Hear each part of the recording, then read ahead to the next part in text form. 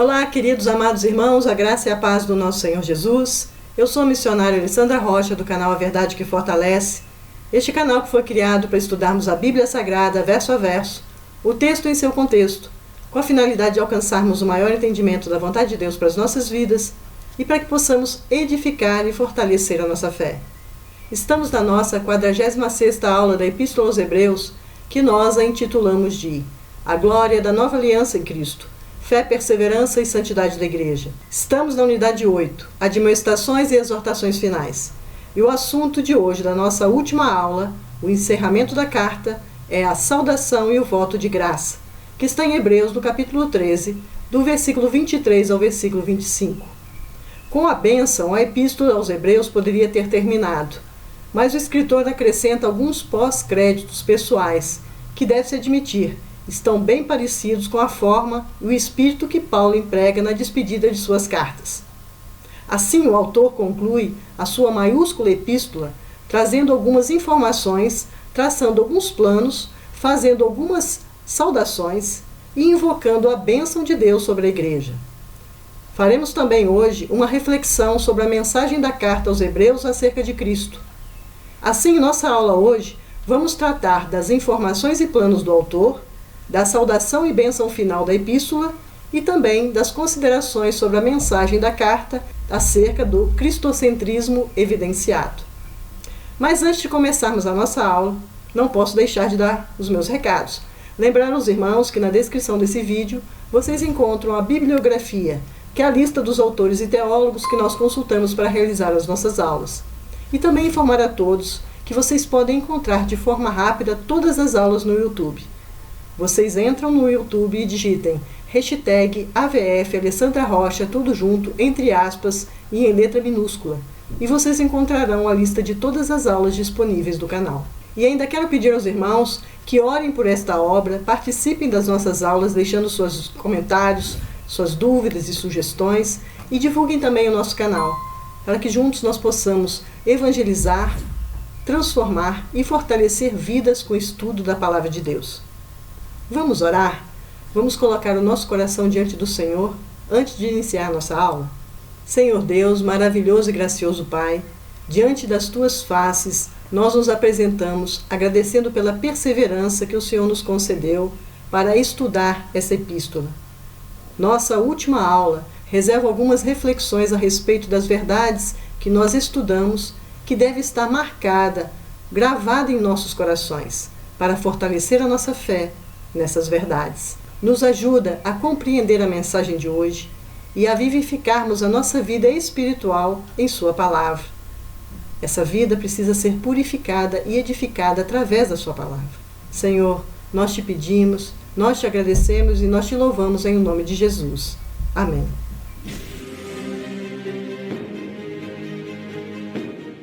Encerramento da carta, saudação e voto de graça. Vamos ler Hebreus, capítulo 13, do versículo 23 ao versículo 25. Saibam que o irmão Timóteo foi posto em liberdade.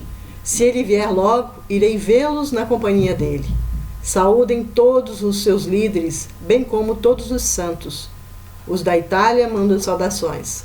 A graça esteja com todos vocês. Do versículo 23 ao versículo 25 do capítulo 13 de Hebreus, nós temos os pós-escritos. O autor, no final da carta, concede informações, planos, saudações, bênção final e a síntese conclusiva que nós faremos da cristologia da Epístola aos Hebreus.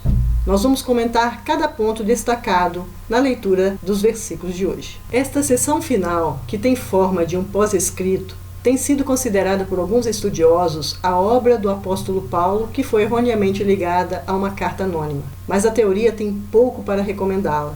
Não há indicação na seção de que Paulo era o autor, visto que a única referência pessoal diz respeito a Timóteo.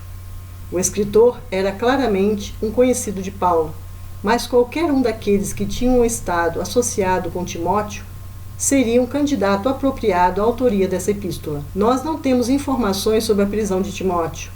O escritor afirma que o nosso irmão Timóteo foi preso, foi posto em liberdade. Presume-se que ele havia sido preso por seu testemunho cristão e foi posto em liberdade. O autor não tem certeza sobre quais os planos de Timóteo, mas uma coisa é certa: Se ele vier logo, irei vê-los na companhia dele. Aonde Timóteo chegará e onde o escritor mora não se sabe. Se o autor precisa de apoio moral de Timóteo, quanto aos cristãos judeus que receberam sua carta, ainda permanece uma questão aberta. Observamos que 3 vezes os líderes atraem atenção. Primeiro, eles devem ser relembrados e imitados. Então, devem ser obedecidos porque têm autoridade. E agora eles recebem saudações. Nas conclusões das cartas, os escritores geralmente acrescentam saudações. Paulo, Pedro e João, em suas respectivas epístolas, transmitem saudações. O autor de Hebreus, no entanto, faz uma distinção entre os líderes e o povo de Deus. Aí repete os adjetivos todos. Aparentemente, ele envia saudações a todos os líderes da igreja e saúda todos o povo de Deus que formam um segmento da igreja. O autor recomenda que os crentes se lembrem, obedeçam e se submetam e também saúdam seus guias. Não deixa nenhum deles de fora. Não tem ciúmes nem inveja. Sabe trabalhar em equipe e valorizar a liderança de outros homens de Deus. Sabe respeitar os outros colegas de ministério. Num tempo em que há tantas competições no meio evangélico entre pastores, essa exortação bíblica é bastante oportuna. O escritor pode estar em alguma parte da Itália, escrevendo para Roma, ou pode estar em algum outro lugar onde havia saudações de italianos morando no estrangeiro. Mas seja como for, faz pouca diferença para a maneira de compreender essa epístola. E, em último lugar, nós temos a bênção final. A graça seja com todos vós. A graça de Deus é a fonte da salvação, é melhor que a vida e a força suficiente do crente no sofrimento.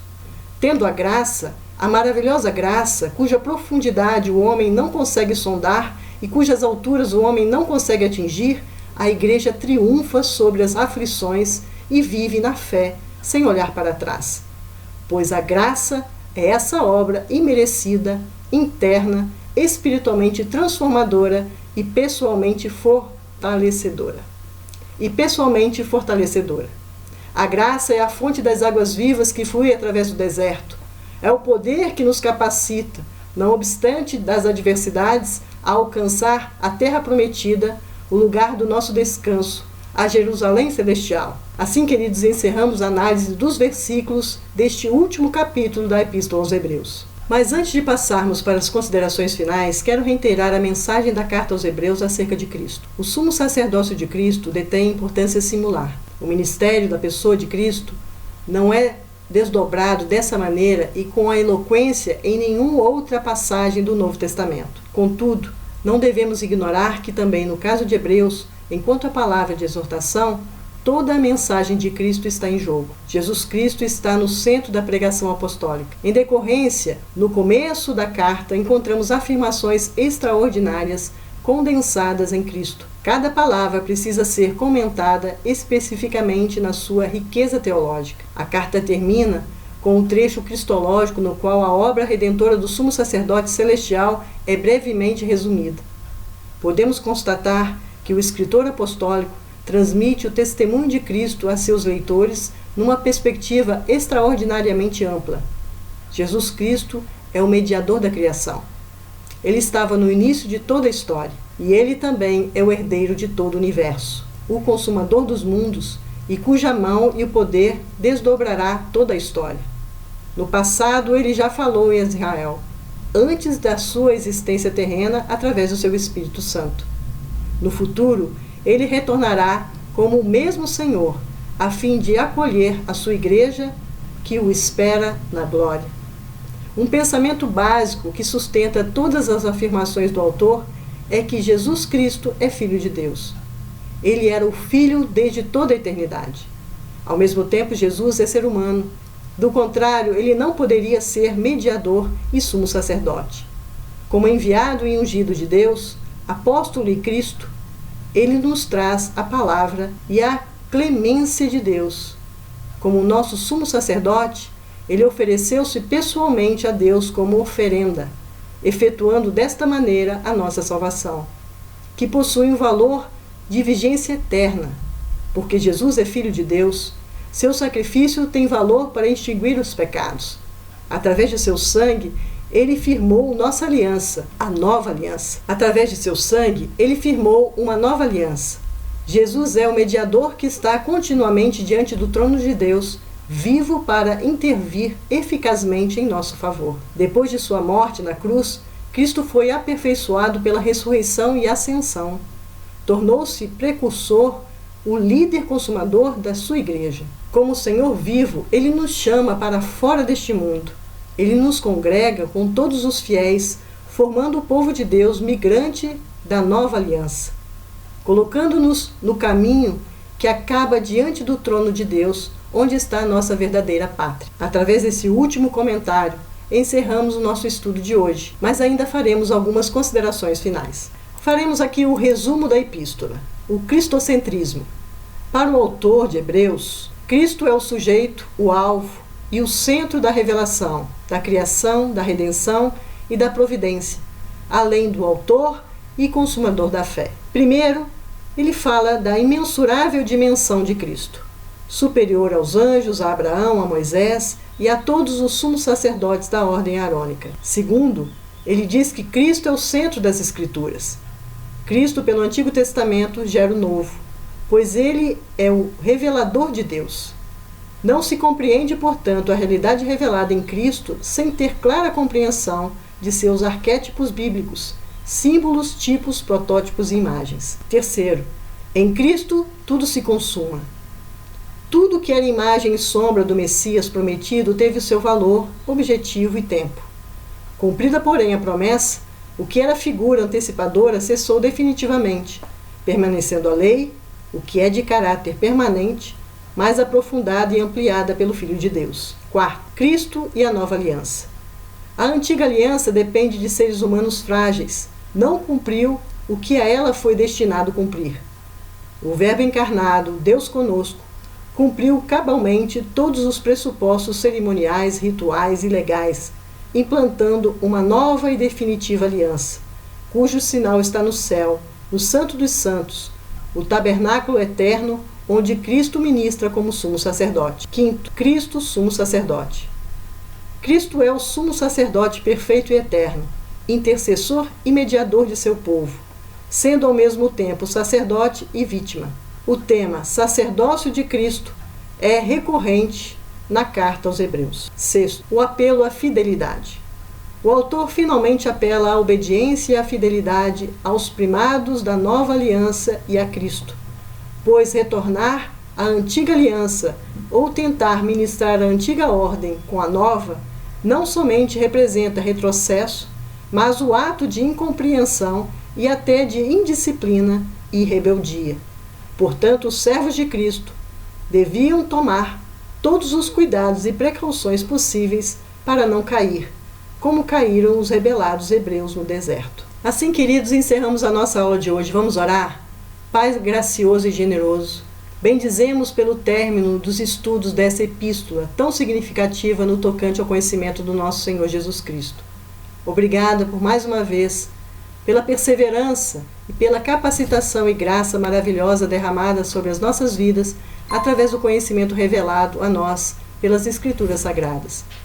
Necessitamos de Ti para continuarmos em dedicação ao estudo da Tua Palavra e ao conhecimento necessário para a edificação das nossas vidas mediante a Tua Palavra. Tudo isso, Senhor, nós Te pedimos. Como diz o meu querido pastor de Velasco, o ser humano é fadado ao esquecimento. Por isso, as Sagradas Escrituras não podem apartar dos nossos olhos. A nossa dedicação à leitura e ao estudo necessita ser exercitada a cada dia. Agradecido ao Senhor por mais uma graça. Nada podemos fazer sem o Senhor. Ajuda-nos. Nós Te pedimos, nós Te agradecemos e nós Te bendizemos em nome de Jesus. Amém. Queridos, nós despedimos nesse momento. Agradeço a vocês por participarem de mais uma aula conosco, de terem perseverado no estudo do livro aos Hebreus. Parabéns a todos por essa perseverança. Que a glória de Deus seja com todos vocês. Glória a Deus por isso. Agradecemos a Deus mais uma vez pela liberdade e oportunidade de estudarmos a palavra dele, que é a verdade que nos fortalece. Abraço a todos vocês, até a próxima semana, na qual nós iniciaremos um novo estudo do livro da Bíblia. Beijo a todos, até a próxima semana, se assim Deus permitir. Até lá!